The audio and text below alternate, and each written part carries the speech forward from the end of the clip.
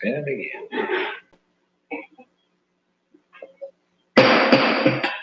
Good evening. Welcome, board members.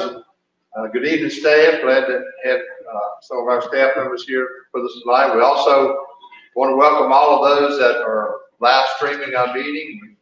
Glad you're able to participate,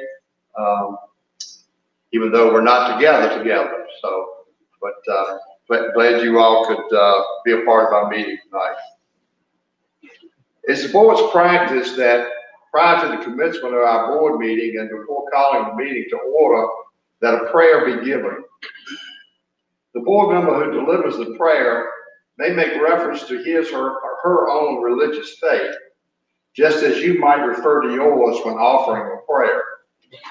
We wish to emphasize, however, that members of all religious faiths are welcome not only in these meetings, but in our community as well. The participation of all citizens in the process of self-government will help our Board of Supervisors to better serve the good people of Mecklenburg County. So at this time, I'm going to call on Mr. Tanner to lead us in prayer. Let us pray. Supreme Architect of the universe, the giver of all good gifts and graces, you have promised when 2 or 3 are gathered, you would be in the midst of them and bless them. God, we come to you this hour asking for your blessings and guidance as we are gathered to conduct the business of this county. Lord, we pray for the sick, the distressed, and the grieving in our communities. And Lord, we pray for our nations. Amidst the fear, anger, grief, confusion, and pain, please be with us and guide our hearts and minds.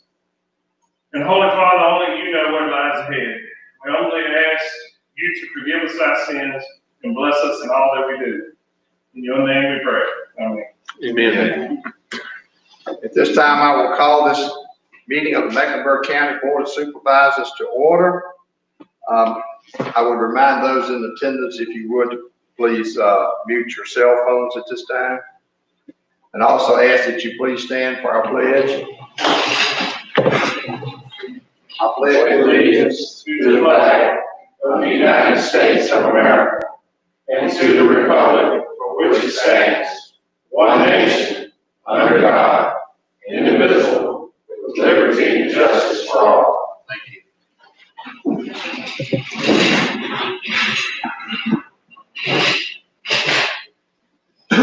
You have in your packet the board minutes from the meetings of May 11th, May 20th, and May 27th. If there are no corrections to those minutes, the chair will entertain a motion to approve them. Chairman, I'm motion to approve the May 11th, 20, and 27th meeting. We have a motion to approve those minutes. All in favor of the motion, say aye. Aye. Opposed? Thank you.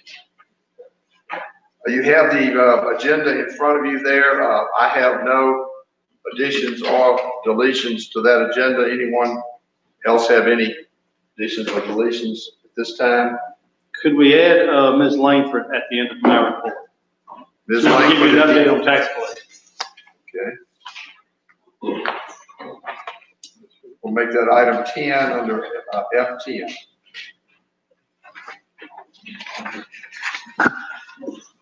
Okay. All right, if there are no other additions or deletions, we need a motion to adopt the agenda as amended.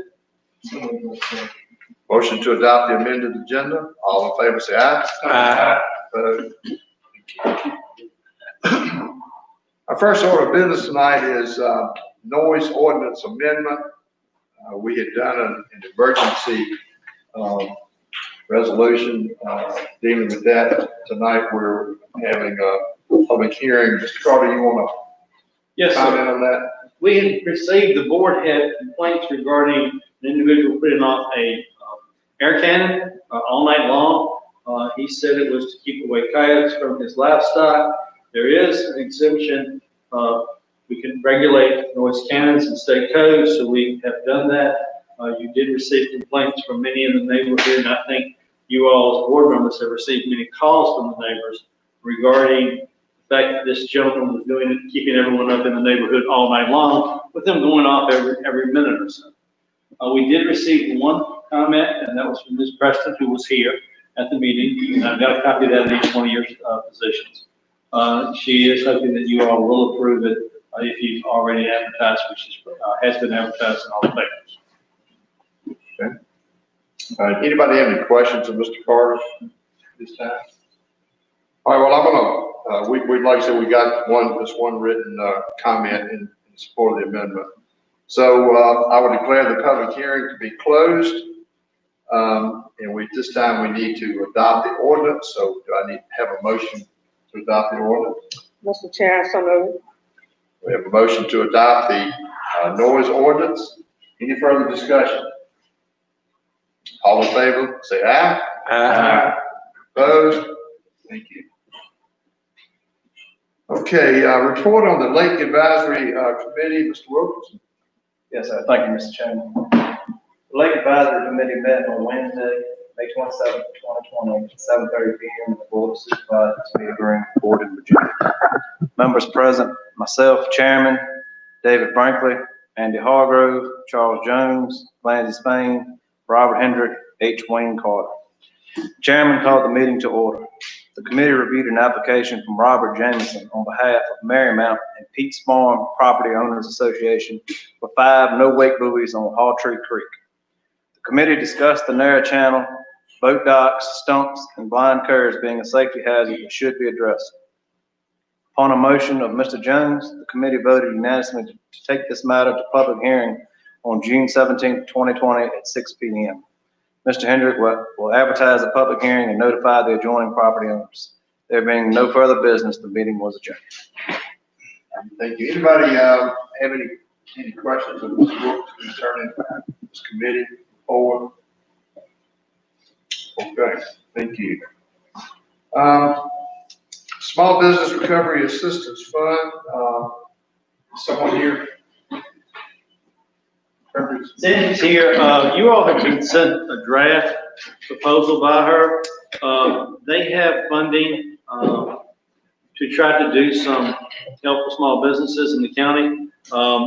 There is up to $450,000, $50,000 for administration. She's tried to come up with some guidelines with regards to this, what activities could be used, different people who would be on the committee, things of that nature. It, like the other CARES Act money, is also available. The vast majority will be for businesses in town. Did you say, Steve? Yes, for small businesses. Very few in the county.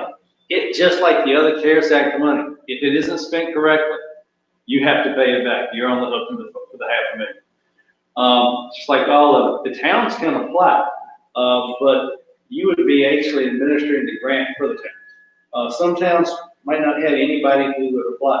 Others are going to have a lot of applications. It's for up to 10,000. Business? Yeah. Up to 15,000. And so she sent you some guidelines on that, but we actually have to approve the project in order, correct? Right. So that's if y'all want to try to do that to help small businesses. You want to cover what it will cover as part of the grant? Yeah, and I just want to stress that $6.5 million available statewide. So it's going to be quite a bit of competition. So we got a 2.5-page document from the Department of Housing and Community Development for the administration of this program. So it's very little information, it was not comprehensive. Therefore, we mimicked something that we do with Lake Country Development Corporation, and we created a 7-page document that you have. It is encouraged that it is applied on a countywide level to allow for fair and equitable distribution of funds to small businesses throughout the entire county. You've got 5 counties in Mecklenburg, plus there are county businesses that have already been calling our offices that are interested in applying for the funds. Each business can apply for up to $15,000. $5,000 can be for technology or retooling or sanitation supplies in response to COVID. So, for instance, a restaurant that wants an online platform, so they can start allowing their customers to order online, pay online, and pick up at the curb. That would be an eligible expense. They can apply for up to another $10,000 for 3 to 6 months in rent, mortgage, or utility expenses. So all total, each small business can apply up to $15,000. We do know in Southside Virginia that rent and utilities may not come to $10,000, even over a 6-month span, but at least it's something for those small businesses. So obviously there's an application process that, It would be an application that has not been developed yet. It would probably mimic what Lake Country Development Corporation is doing, in accordance with these outlines. I've actually still sent lots of questions to the Department of Housing and Community Development. All of our localities still have a lot of questions to be answered. so what would the businesses have to, what's the time period, 6 months, did you say? Used to be saying they would like to see the funds deployed within a 3 to 6 month time frame. So they would have to submit some type of final report as to how they spent the money and document it. Yes. We did also recently receive guidance that what we're going to encourage, if Mecklenburg County is the lead applicant, that we would ask the businesses to submit proof of expenses and proof of payment. Let us submit that in a reimbursement request to the state. And when those funds are received by Mecklenburg County, then they would be dispersed back to reimbursement to that business. To minimize risk of the county possibly spending funds upfront that are ineligible for reimbursement. Angie and I, another committee, the workforce investment board, they're in a similar situation with regards to cleaning supplies, but the business must submit their checks. In this case, here's the bill. We don't have a cash check, they can't get reimbursed. Is this subject to any type of, post-program auditing or anything of that nature? As far as the state or somebody like that coming in and auditing the business? We haven't specified so, because it is CARES Act, I think they're trying to disperse the funds as quickly as possible. I'm sure that the county's gonna have to submit their audit, which is normal, and they're already doing that for another community on the block grant and other projects through UGD. But I'm not aware of any future reporting required at this time. I'm sure it's gonna be like the other CARES Act money, Mr. Barber. If we get audited, we have to have the receipts showing everything. No one's guaranteeing that everybody's gonna be audited in the United States. It would take a long time. Right. So did I understand that you said that it could be used for electric bills and rent? How about if someone is making a payment on a building, or Yes, sir. Mortgage payments would that fall into that category also? Yes. That's on page Page 2, right? at the top, number 2. So it shows what all is covered on those, and the page before what's covered on the, Okay. Some things are not. Payroll costs, because those are covered through another program, are not an eligible activity. Things of that nature. So that's at the, below the mortgage and all, those ineligible activities. Anyone else have any questions about But this? you all need to authorize staff to do the application. Anyone else have any? Well, Sandy, my question is, do you have the people power to oversee this and all, to make sure that all these receipts and people are doing it the right way and all? Can you repeat the first half of your I question? said, do you have the people power to kind of, to oversee this thing and to make sure these businesses, turn it in the right receipts? Because at the county, it's kind of liable for the money. If it don't come through, then I think we would have to pay for it. Correct, and we're trying to minimize that risk anyways, because we're not gonna ask the county or any of the towns to front the cost to that business.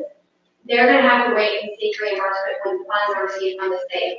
So you minimize that risk by first, they submit their expenses and proof of payment, and then they're just gonna wait for the funds to funnel down through the county to them. So we won't have any ineligible expenses. Right. If something is submitted in that reimbursement request that is ineligible, then we would just go back to that business and say, you may have requested 15,000, but only 13,000 is eligible, and then here's your check for 13. Okay, thank you. And I think that with their existing staff, they're the only organization here that is set up to manage this, through the 3 county region. Do you agree? Yes. So. We do have the staff to take over that responsibility. Okay. Any more questions? Okay, need a motion then that we authorize staff to proceed as required with getting the Small Business Recovery Assistance Fund. So moved, Mr. Chairman. So moved. We have a motion to approve. Any further discussion?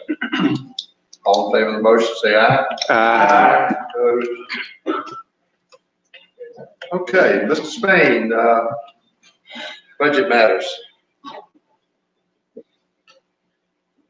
Go to E on your iPad and you will see first, it's on the supplemental appropriation for the sheriff. If no question there, then I'll make a motion that the amount of $3,110.41 cover the 2019 Dodge charges be appropriated to the sheriff department. And this is, of course, a result of an insurance claim. Yes, and we do, I have to copy the check. Any questions, any discussions further on that motion? All in favor, say aye. Aye. Opposed? Thank you. The next is supplemental appropriation for the court, the circuit court. Wayne, I'd like to weigh in on this, appropriate $11,972 even. Yes, sir. These were additional grant funds that were received. These were additional grant funds that were received by the courts. They have different funds, 4 TTF and then 1 TTF, and they just based on that. So we would need a total of $11,972, which is a reimbursement from the comp board, and she's going to put it in her microfilming line item. They've been steadily finishing up. I think the last book is what they're working on now, which is old deeds of trust from the 60s. But it's just for additional funds they had not anticipated when we developed the budget. Any questions more? If not, Mr. Chairman, I motion that we appropriate the $11,972 from the compensation on board for reimbursement for the circuit court. Okay. You heard the motion, any discussion? All in favor of the motion, say aye. Aye. Opposed? Thank you. All right, Mr. Carter. Yes, sir. You have the building inspector's report. There are several building permits, large ones in there for the high school, middle school. The contractor is paying those, and we do have that funds. It helps us offset the $1 million we have to pay the schools as part of the total package for the inspections. So it is helping on that. You have those. Do you have any questions? Our fees are up greatly from last year at this time. You now have the zone administrator's report, and construction is still up. Eddie and Harrison are working like mad. I mean, Eddie and Bill are working like mad everywhere, and they it hasn't slowed up at all. Building permits are still rolling in, and they're able to meet the people outside, go back and forth. So we've been able to work through. You do have the animal control report. I'd like to make a animal control report. I'd like to thank them for coming out and taking care of my raccoon that was eating up my chickens. Oh, my.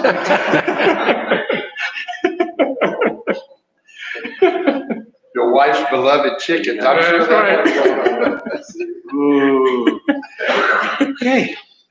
Well, glad, and Doug says, throughout the COVID, and not just here, throughout, adoptions have been up. So we're very happy with that. Sheriff's call for services. The sheriff and chief deputy here if you have any questions. They have not gone back to any tickets this time. Well, limited basis still, but full handle of calls instead of You've got any questions on theirs? VDOT report. I know I sent out the email to everyone. I spoke to Tommy regarding the 6-year plan. He said they have not relinquished anything on virtual meetings, so they cannot do it, but not to worry. Any new funds are being set aside in a force account. They have enough projects to do all this year, next year, and maybe even the third year. Because last year you added about 6 miles of roads, and you already had several miles on there, and they can only do between 2 and 3 miles a year. So, they said they're not worried about that. They're already, starting their projects. So that, I know that was an issue you brought up, Mr. Brinkley, but he said they'll take a look at everything, but we're not sure when we'll be able to hold public hearings in person. And even then, as Tommy said, we don't have to have it this year at all. Right. So. Well, I know it's hard to keep up with the mowing operations, but I was out the other day and going down the road, and that some of those shoulders, that grass is starting to get real tall again. They did start back the first. You don't see a deer when he comes out of that grass. Secondaries is what they usually do is June 1st, they let the secondary contractor start. There's one contractor, if I'm not mistaken, that has the entire county. They have started doing some of the primary roads. I do know that 58's been doing sections, different ones, some of like 47. Mr. Spain, they were wondering if you had noticed the turn lane that had been put in over in May, and how if y'all received any complaints, compliments, was it working well? I told them as far as I knew it was working well, but I would let you decide on that. It looks good. I'm proud of it now. And the mower came by my house today, the bush hog, 2 of them, so they outcut. You know, I think They know where to start. mighty disappointing too to see the amount of trash is out there on these roads. You know, they running these bush hogs over, and I mean, you know, if it's a little pile, and all of a sudden there, it's scattered all over the place. And but you know, it just the people of the county, it's got to take a little bit more pride in it, because I mean, they're the ones that throwed it out there. You know, it's really disappointing. Mr. Brinkley, Tommy and I talked about that last week. They're not able to have crews go out right now because of the COVID. DOC is not allowing any crews to go out for them at all. So they haven't done any pickups since the middle of March on the roads. They have hired a private contractor to do some pickups on the primaries only, none of the secondaries. So you're right, it's gonna, and I don't know when that's gonna change, because DOC has not said anytime soon that they're letting out inmates to go out and work and come back. Work release program that we have at the jail, ours are all out, and they have to come to us every day. They're not allowed to go back in the system right now.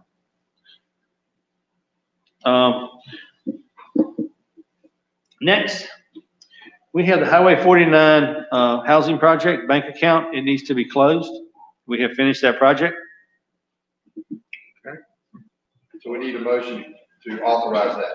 Yes, sir. We're not allowed to open or close accounts without your knowledge. Okay, so we need a motion to authorize staff to close the Highway 49 bank. Chairman, I motion that we authorize the staff to close the Highway 49 account. Any discussion on the motion? All in favor say aye. Aye. Opposed? Next, Mr. Taylor's here to give y'all a quick update on COVID-19, where we're at. I think y'all have seen his reports, and now he's actually putting the report in there with who is recovered, which makes a huge difference, I think. Yep, so if you saw today's numbers, we had 1 new death put in for COVID today, so it's 24 deaths related to COVID, and 179 recoveries now. And so that leaves roughly 21 on the active list. So hopefully, you know, with the amount of cases have been easing down at the nursing homes where they have the outbreaks. And so as they went on a big jump, when y'all saw that, they also dropped off a big jump as well. So the trend is downward now, and hopefully stick that way. We've still got more supplies in for EMS fire police, and we're dispersing that as they requested. And we've also started thinking about hurricane season, you know, if we have to open a shelter, what does that mean with COVID? So we started to get plans for working that out. Any questions of John about COVID? Thanks for keeping us informed, John. Yeah, thank you. Next, staff included in your packet, we got calls from all the courts. We currently have a fee of $10 for any traffic or any courts, general, circuit, or JDR. The state did change that effective July 1. We can go to $20 we'll need to, if y'all are in agreement with that, we would need to advertise that, and we would make ours go into effect on August 1st. It's just can be used for courtroom security, things of that nature, and we pay minimum of 6 deputies full-time. Huh? 8, yes. Full-time plus part-time deputies, just for courtroom security. So even at the $20, we still will not break even. Even when they write a lot of tickets, we still can't break even. So I mean, that's just the reality of it. But because it is, counties have requested this for years to have the fees, because these are people using them. So you should be able to charge them. They have the fees up for that and for maintenance of them. And they're slow. It's been a number of years since it was changed. So we would need a motion to take this to public hearing for next month. If y'all want. We need a motion then to take it to public hearing, please, vote.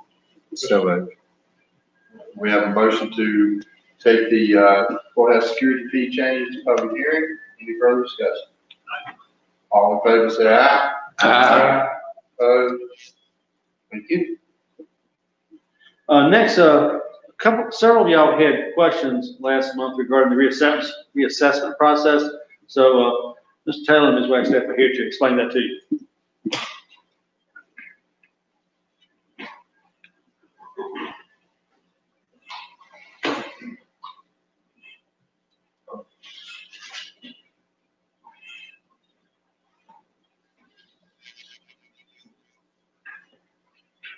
Thank you, sir. Mr. Chairman, members of the board, at the budget adoption meeting held back on May 27th, some questions were asked by Mr. Franklin and Mr. Jennings about the recent biennial general reassessment. If I understood Mr. Franklin's questions after looking at the YouTube broadcast, there was some question or the subject of possible delay of the reassessment was brought up. If I'm not saying this correctly. That's correct. Please correct. And in doing research, any sort of delay that took place for the reassessment would have to be approved by you all or supervisors. If the board were to postpone the effective date of the reassessment to say January 1, I think it was maybe a thought, it would affect the budget that we just recently gone through developing and that you approved. There would be some negative impact of that delay because you would be delaying the additional income for 6 months, the collection of it. So, that obviously is not my call, it's law's call. The question was raised, so I will give my opinion. I can in good faith recommend it because it would negatively impact the budget. And what I fear is that, you have 2 choices. Wayne would probably have to reconfigure some budgets, make some amendments, and you all would have to reconsider it. And that would cause some delay, some negative impact to the county. The other thing that concerns me a little bit is some of the administrative things that maybe Sandra and I might have to deal with the public, record keeping, the computer system, and that I feel like would probably cause some confusion with the public too. For instance, the December assessment figures and the January assessment figures and the resulting tax would be identical, normally. If we did that, then the December bill would mirror the June bill they're paying or have just paid. So I fear there would be some confusion from the public on the payment of the taxes in December and understanding what they're paying. Then come next June, which is the last half of the payment, that figure would change. So there's some administrative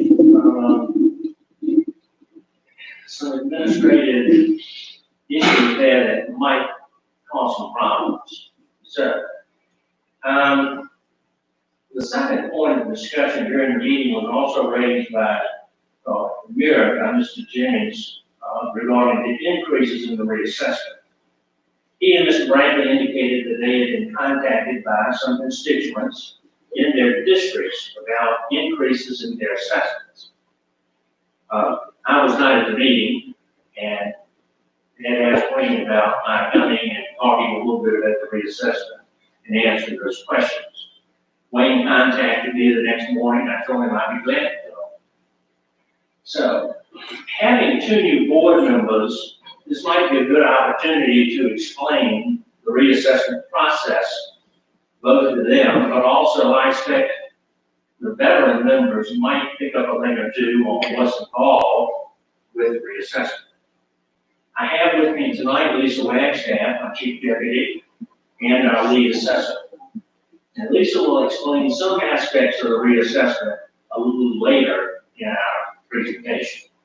To begin, Code Section 58-132-52 spells out how often reassessments can be held.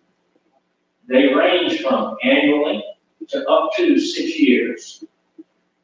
I can remember when Mecklenburg was on a 6-year rotation. The Board of Supervisors changed the reassessment cycle from which was 6 years to 2 years in 2004. And you also decided to change the reassessment from a contractual basis with a reassessment firm to an in-house reassessment. It created more work on our office, but in my opinion, it was probably one of the best decisions this board ever made. The reason is, the local folks that did the reassessment in-house were in our office, obviously. Nancy Bowman and Lisa were our assessors. They're local folks, raised here in Mecklenburg. They know the people, geography of the county. And I feel we produced a more accurate product because it was done by local folks, not out-of-towners that did not. The county also saved money on the cost of it by doing it in-house.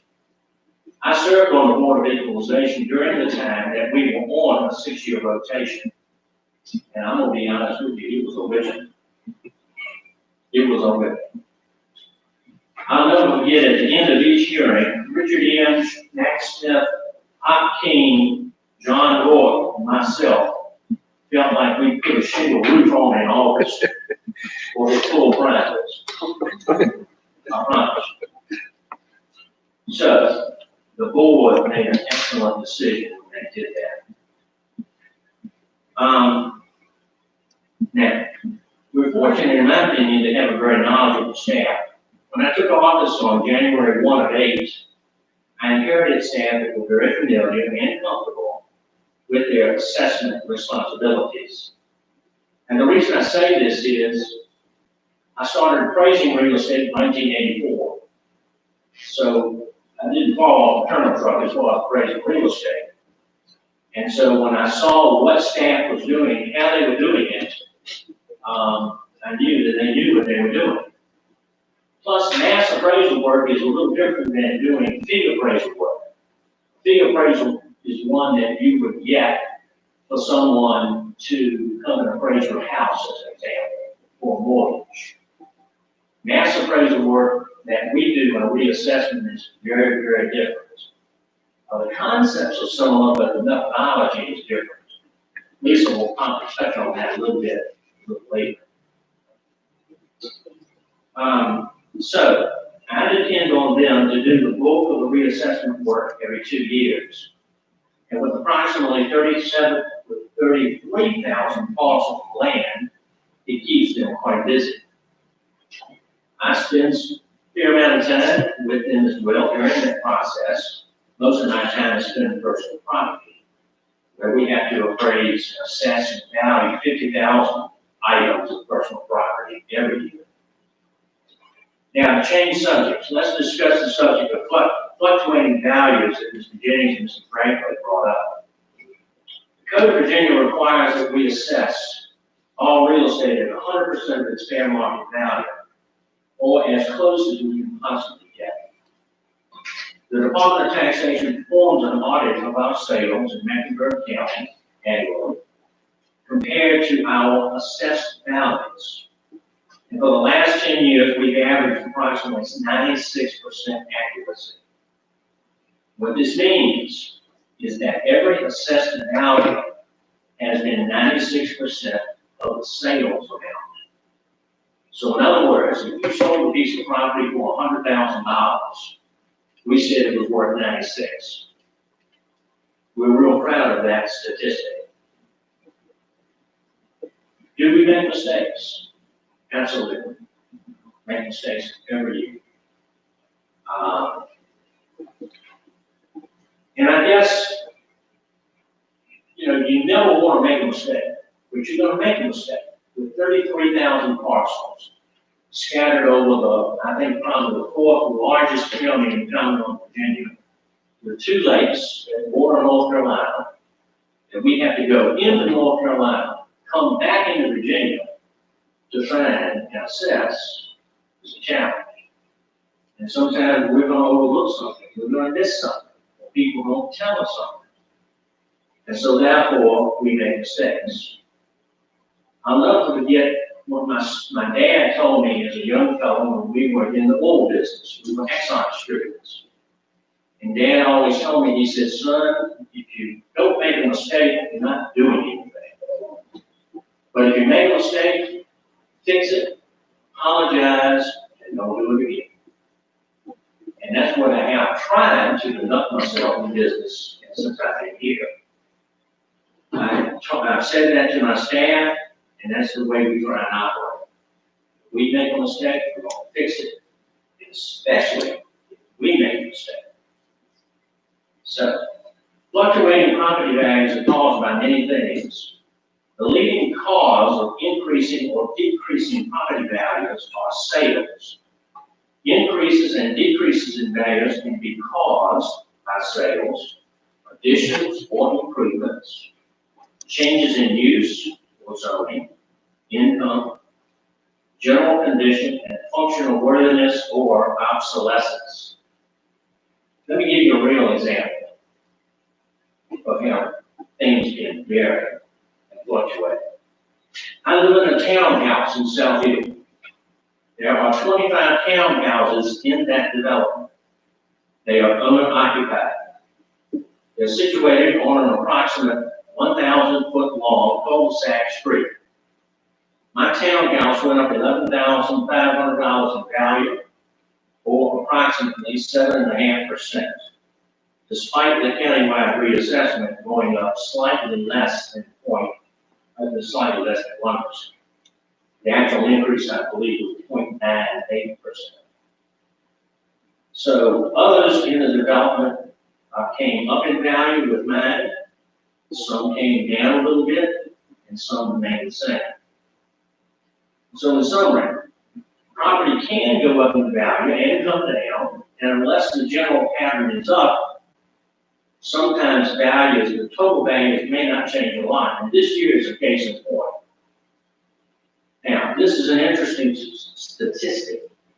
Countywide, we had 11,591 parcels increase in value. We had 11,712 parcels decrease in value, and 9,694 parcels remain the same. So, spend a minute or two on waterfront lake property. The value of waterfront property is based on sales of similar properties. These values and the resulting sale prices are driven by how the lots lay or topographically, whether they're flat, or they're steep, whether they have a subdivision or they're in a subdivision. Areas of the lake, such as coves or main lake, the water depth, whether it has a dock, can it get a dock? All of these things enter into the valuation process, and sales reflect those features.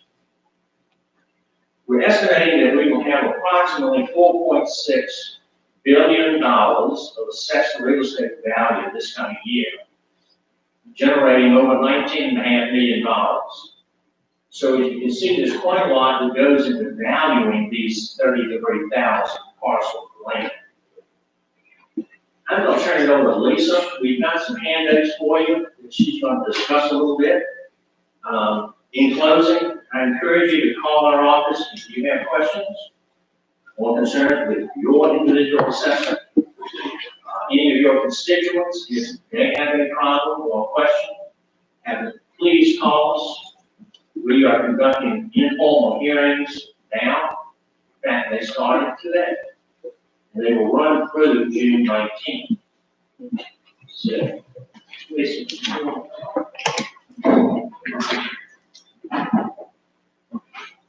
I'm going to answer these.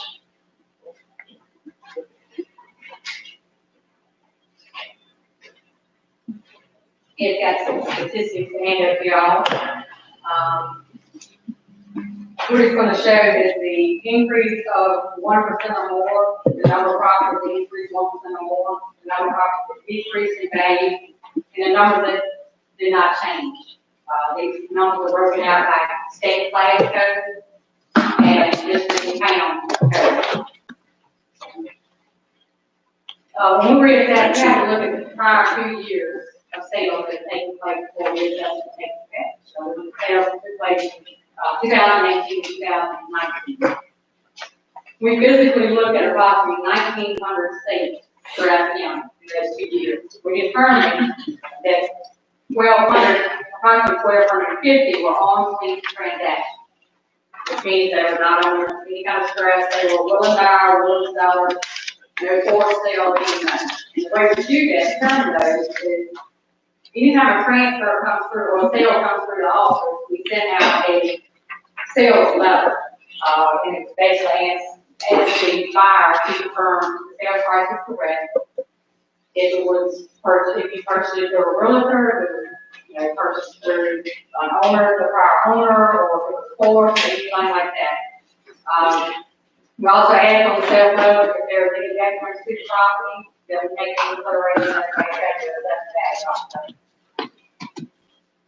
As they said, the sales that we looked at, and based on the assessed value now, we're at 96% of fair market value.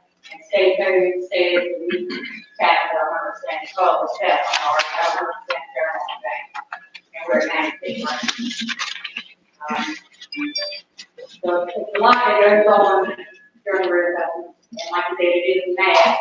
So when we're looking at properties, say vacant land that is sold, if you have a 1 acre tract of land that is sold throughout the county, you have to look at all of this math. And then we have to determine the geographic area to see if there's any detriments to these particular areas. And that plays a factor in assessed value also. So these numbers, that y'all looked at, are there any questions that y'all may have for me or anybody? You want to go, David? Well, no, well, Ed and Lisa, I really appreciate that. And I hope the public got to hear a lot of that too. I guarantee that the calls I got, none of that 11,000 that decreased, they hadn't called me yet.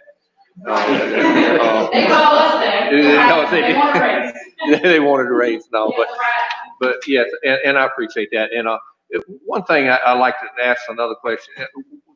I know that solar farm sales of some of these are happening in the county. Do they have any bearing much on these? Not on agricultural land, they're located commercial, industrial like property. Okay, and one of the other questions that one asked me a few weeks ago was these conservation easements that's going on in the county. Some, that part of that is a depreciation is what they kind of helping people out with and all. Is that any consideration of anything on those? Yeah. On value? We actually discount those approximately 30%, not overall value. So if you have open land, on our rate tract of open land, the average rate is $2,300 an acre. We would discount that approximately 30%. Okay. Okay, thank you. All right, thank you. And Ed, on the ones that increased, and I'll agree with Mr. Brinkley there, that, the ones that decrease, you don't hear any calls of those, but how many parcels went up 10%, 20%, 30%? If you got just a rough idea, and you haven't got to be exact, just kind of rough. I don't have that. I would get that. And what would make us, I know a couple that went up 30%. What would make that happen? Just sales around that piece of property? There are certain districts in Bluestone and State City district that can pay probably 2 to 3 reassessments based on the sales. We saw that those residential type properties were decreased about 15% in value compared to the rest of the county. That was on the previous reassessment. Previous, probably 2, maybe 3, Okay. I have to go back to look. But based on the sales that we looked at this time, in 2018, 2019, that's not the case anymore. So Okay. the property sales have increased 10 to 15%, which brings it back in line with the rest of the county. Sure. I was just curious, and I'm sure it's a small amount, but, I would wager. But I think that's the main thing, Mr. Jennings, as to why it went up, why they did in that In district. that particular area. Okay. Any more questions? Thank y'all. Thank you. Thank you very much. Appreciate that. Next, Ms. Langford has collection updates. I know y'all were concerned about how collections were running, things of that nature with the COVID, and she can kind of give you an update as of today. So several of you did ask me about taxes and difficulty in collecting taxes this time because of the current situation we are in, and rightfully so. I'll have to say I was very concerned about it as well. I will say that as of Friday, as you all know, that was our due date. For this second half of taxes, we have already processed in the mid-80s the taxes, but for the entire year, December and June, the current collection rate is 92.94% collected. So I feel like everyone can feel comfortable that people were able to pay their taxes this time, and that a very large amount has been collected. And quite frankly, we did not get a lot of calls that were concerned about the fact that it was with COVID-19 and people were not working, and was anybody going to do anything about that? We may have gotten a handful, but that was it. Usually we budget 94% in the budget, and she still has trays of mail, and mail is coming in because as long as it was postmarked by Friday, so she'll be getting mail for the next week. And a lot of people don't pay till the last day. I would thank you for this online payment. It's a wonderful way. Good, I'm glad to hear that. We have all kinds of ways. It's kind of like Amazon. Yeah. I'm sure it's serious. Okay, any questions, Ms. Langford? Thanks, Sam. Okay, moving on here, we get to where I need to be. We've tabled the appointment of someone to serve in the SBCC Board of Directors to replace Ms. Amanda Bowen. I think you all were sent a bio on a young man that I would like to nominate for this position, Mr. Ben Montgomery. He has a very impressive bio, so I think he would make a great member of that board, and also, represent our county very well. So, if you please, board, I would like to place nominate Mr. Ben Montgomery to the SBCC Board of Directors. Any other nominations? All in favor of that nomination, say aye. Aye. Opposed? Thank you very much. The CARES Act Committee, Mr. Carter. Yes, sir. We sent out to you all a group of people. One of the things that, we've accepted the money, but now we've got to actually figure out how to spend it. I came up with some numbers. I think, you need probably somewhere between 6 and 10. Some localities have gone into all kinds of different committees and groups. We've got 30 and 40 people. I think it becomes unmanageable when you get too big, really over 10. A lot of this stuff is gonna be questions of, okay, look, we've got a proposal of X. Does everyone think X is a good idea and a good use of the money? Well, you won't have to have a meeting necessarily unless someone out in the committee has a question about X, okay? And then we might have to have, they might have to have committee meetings. We've given y'all some ideas of people. I think y'all need to try to move forward because the money has already gotten here. And we've got a little under 6 months to spend it. So it's $2.6 million, of which right at 1.9 is y'all's. And then, of course, the other monies in the towns, if they don't spend all of theirs, then that money would also be affected. And some of the things, like fire, rescue, and police, they affect all of them. So it's not like it's just the sheriff's office. It's gonna probably be all the police departments, or all the fire departments. John's discussed some of the things from air packs. Because they need new air packs, and that's how they're answering calls when they have to go to somebody's house, is wearing air packs so that they don't catch it and be exposed.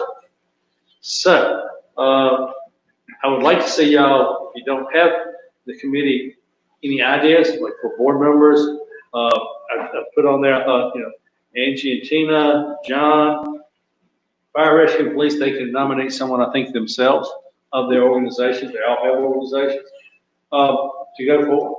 So we'll start working this. Yeah, I think Mr. Tan has expressed a desire to serve as a member of the board. Any other board member like to serve on this committee? I think I was already on that. Let's talk about that. All right. So, you'll just pull the rest of the committee together, Mr. Carter? Well, I mean, if y'all are agreeable with these, with this recommendation, we'll move forward. If y'all want to make a motion just for those two, and staff will develop the rest of the committee from what was listed. If y'all have some other ideas of people who should be involved, I mean, I've seen communities who've gone very large.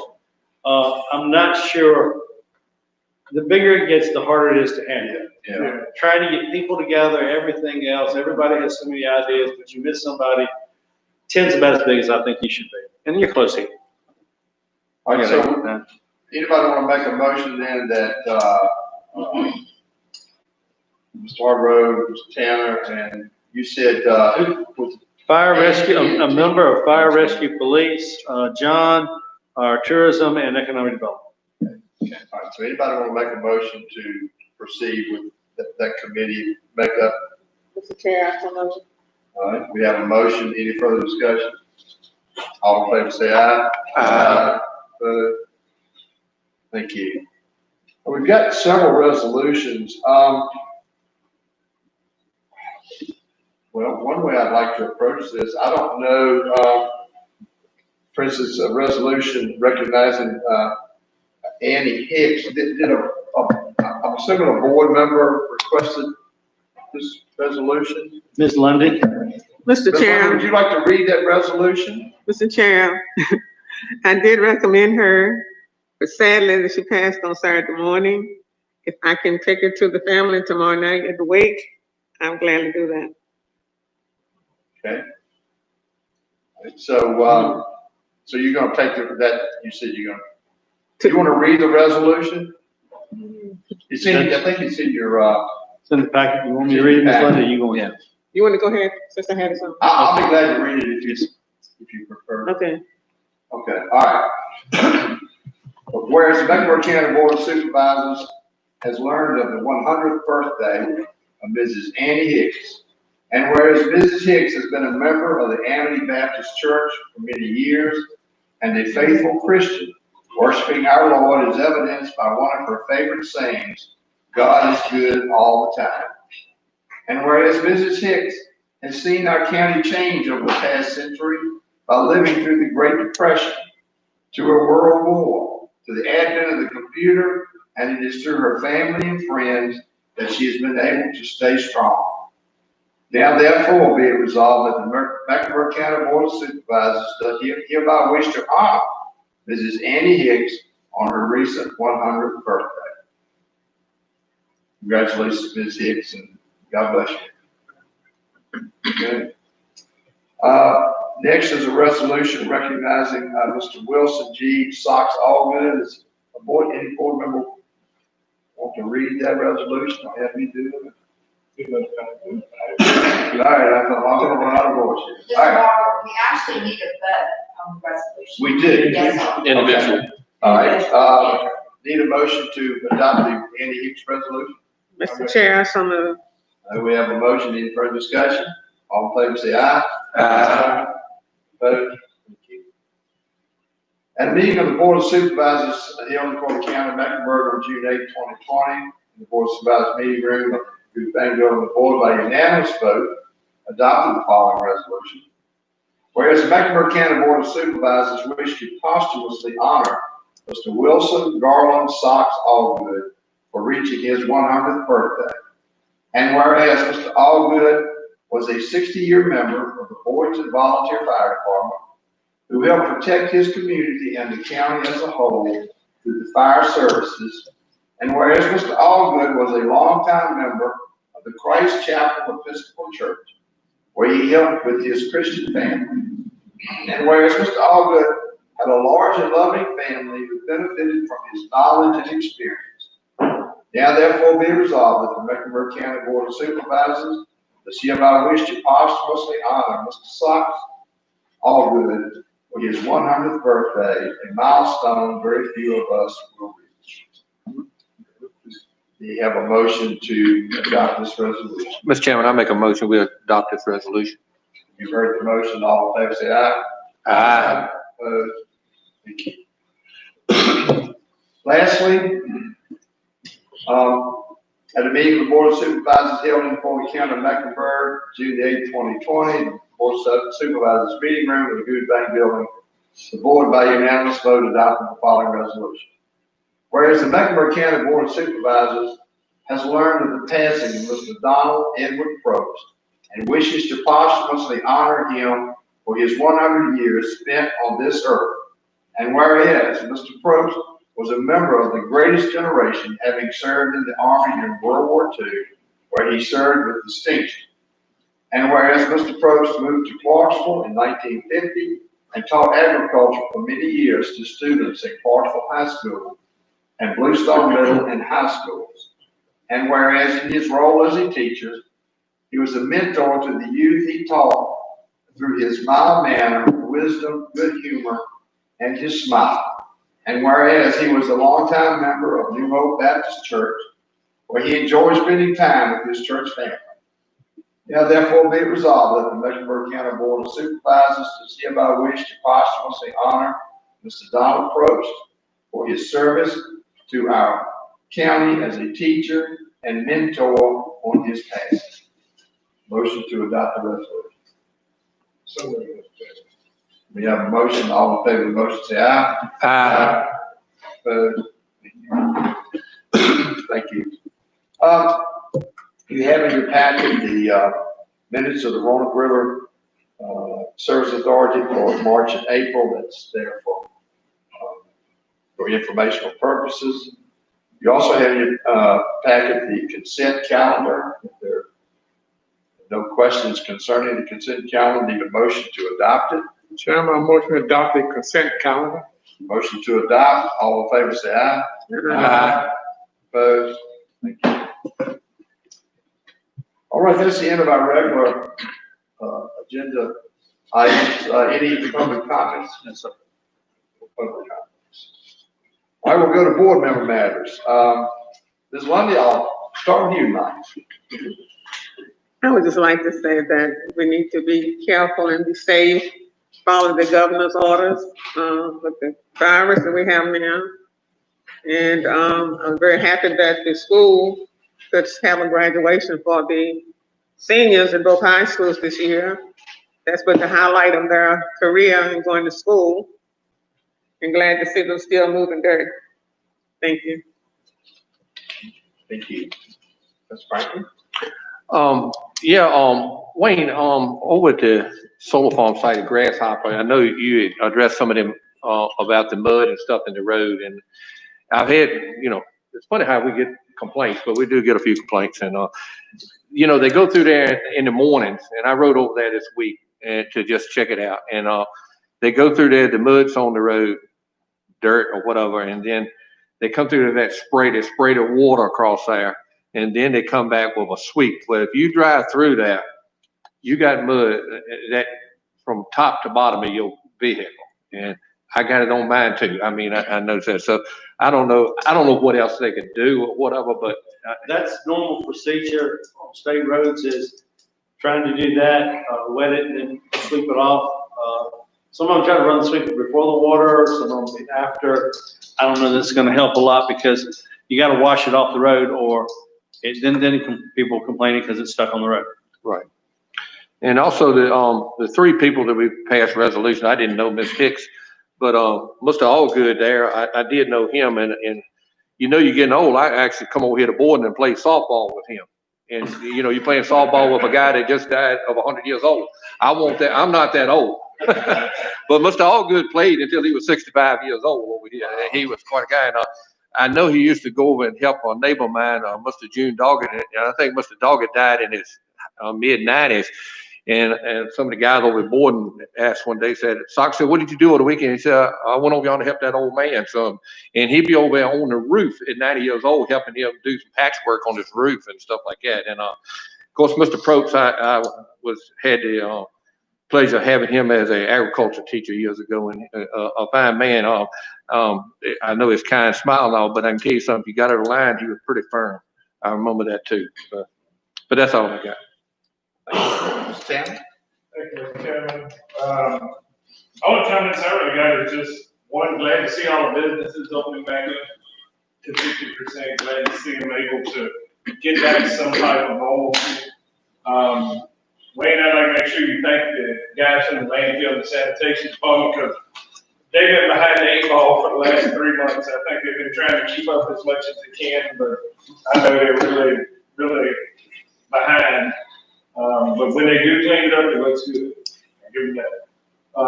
Other than that, I see the school sites moving along nicely, and the water tank over here, the prison site looks good also. So, we did that. I also want to take a minute to congratulate Jenny and Chris Whitmore on the birth of their son. I saw it online, so I want to make sure to congratulate them. That's all I got. Thank you. Mr. Jim? Well, I'd just like to say that I hope everyone keeps a sound mind about the issues going on in these towns and cities across the United States, that there be some kind of humbleness and step back from the situation, and to try to be more considerate and understanding of the things that are going on, and just not be violent in their protest, and do things that are positive for our communities. And that's really about it, you know, and support our sheriffs and our law enforcement, because I cannot imagine a world without them. Thank you. Thank you, Mr. Chairman. I couldn't agree more. I was going to hit on that as well. You know, it's so heartbreaking to watch the news every day, what's really going on everywhere. I really think we should do all we can as a board to be 100% pro-police in every way possible. It's a tough time. It's always been a tough time. It really is much worse now. And we should, and I'm sure they are thinking about, you know, they're working on these things to get out. I'm sure they're plans in place. I hope they are. We need to really be there for them in every way possible. I really would hate to see anything. I don't feel like it would be at a local level here. You never know, but we really do, you know, need to be prepared. I was glad to hear about, you know, the tax collector going well. That's kind of surprising in my opinion. But that's a good thing to hear. And also, you know, kudos to Ed and Lisa and their staff. You know, 33,000 parcels of land. Unreal. That's quite an undertaking. Y'all should be proud of that. There's always going to be questions, as y'all are very well aware. I mean, with money and values, it's always going to be, but we'll work through them. And then finally about the landfill workers, you know, they did get behind, but in my area, they're catching up to it. So happy for them as well. That's all I have. Thank you, Mr. Chairman. I am indeed glad to see COVID disease or coronavirus on the downtrend in Mecklenburg County. So that's a good thing. I'm glad to hear that. Also, with just to pick back also on the landfill people, They're doing a wonderful job, but still in my area, there's still a lot of clutter, but it's not because of the residents. It's the residents that are outside the county that are doing a lot. And as fast as they can, they will fill it back up by the next day. But they're still doing a splendid job. And also, I'm hoping that we have gotten some sanitizer for the workers and have it on their trucks, so they have sanitizer. They have the mask now, so they need sanitization, so when they take a break, they do it, clean their hands up and so forth. Yes. And other than that, I think that's all. Thank you, sir. Mr. Jenny? Thank you, Mr. Chairman. I do want to mention that, Saturday was the 76th anniversary of D-Day. And I know, Tom, you put some stuff on social media about it, but, how fortunate we are to had the greatest generation before us that, laid things down so we can have a good life here. And, we're absolutely fortunate to be in Mecklenburg County. There's a lot of good things going on in Mecklenburg County. I mean, we're building a $150 million school. And thanks to the treasurer, the county administrator, assistant county administrator, commissioner of revenue, that we're not going to have a tax increase to pay for that school. That is absolutely amazing. And we're the rebel of all these joining counties. There's a lot of good things going on in Mecklenburg County. I think it'll continue to go on.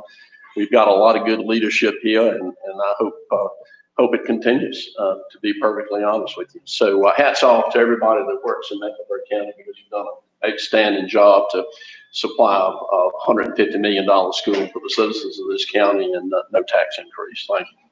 Thank you. Ms. Spain? Good evening. Yes, I do take it back, Jenna. Mr. Jenny, a lot of you said it's great in the county. Thank you, Mr. Taylor, for that seminar you gave us concerning the tax assessment. That's great. And I want to thank the sheriff department for staying on top of things, for Mecklenburg County not being in the newspaper. A lot of good things that happen. And we know the governor said in Richmond on Monument Avenue that there will be a statue coming down. He did give the power to the county to deal with their statute. I would like to see things kept peaceful in Mecklenburg County. So I'd like to see the supervisor be proactive, not to allow activity to happen from outside to come in. That we need to be on top. We will be responsible for that statute from our courthouse. So, Mr. Chairman, I'd like for the board to somehow look into this so that when the governor makes the decision, come down to the county, what can we do as a board to make sure we can keep things smooth and peaceful as it is in Mecklenburg County now? Mr. Carter, who actually owns that statue? Y'all do. Yeah, county does it. Approach I'd like to take, Mr. Spain, is obviously this is a property thing. I mean, it's owned by the citizens of Mecklenburg County. So I would like to. If someone put it up, I don't know, because it was put up in the 30s. So there's no records that I see. I think probably the thing to do is maybe turn this over to the property committee, have them investigate this matter, go through whatever process we need to go through to address this. And I'm not saying that, this is something that needs to be done right away kind of thing, but, it's going to be a long process, I would assume. So, Mr. Jennings, I hate to. And absolutely, it's a property county, property committee issue. I do agree with you, Mr. Chairman. I don't think it's something, that we'll resolve in one bite. It may take, several meetings, a lot of research to be done and that kind of thing. We can certainly start that process in the next few weeks prior to our July meeting. See where it goes from there. Okay. Yeah, let's do that. Okay, thank you. That's all I have. Oh, yeah? All right, thank you. Probably one of the most important announcements tonight is to mention that Mr. Wayne Carter will be celebrating his 60th birthday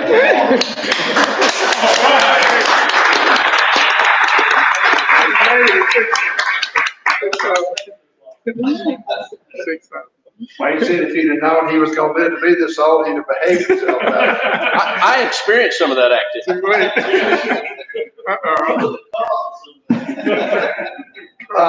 So based on the current schedule, Mr. Carter, when will our meetings resume normal, if there is such a word anymore? We're starting to, John showed you, level out and calm down, so hopefully the next meeting, hopefully county offices will be open to the public. We are still looking at some places, we have done some things in some offices to limit the contact, we've got some others, we've got a bit. So we might do it in phases, but we're trying to get through tax season. Because there's a lot of restrictions placing people in, both the commissioners and the treasurer's office. They have started slowly, court back, doing 24 people in a courtroom at a time. In our general district. That's the most. You can have 12 in deputy circuit. So, it's a long process and they've got a lot of cases to go. So it's. What about our board meetings? Hopefully, I'm still guessing, the problem we have is social distance. Yeah. I don't know how many more people we can get in here besides this. Right. So we'll probably still continue those to be closed. So further notice. From there and have people send us information. Right. I don't know of another way around it unless we get a very large. I mean, you Jordan, so some people. Right. Good. We don't need to have. Right. And we don't need it. I mean, we did it so that people could send us emails. I haven't get any calls, emails, anything. We're going to be, moving the number in the room, video casting in another room, and then doing it. So we actually. Okay. Let's see what else we got here. I probably shouldn't even bring this up, but in case you've noticed, I broke a tooth. I'm missing a tooth. Somebody said to me the other day, "Oh, I thought you were dipping." No, I'm not dipping. So, anyway, if I could ever get in to see a dentist, y'all know, let's go to this again. Yeah, I'm supposed to go tomorrow. Anyway, so,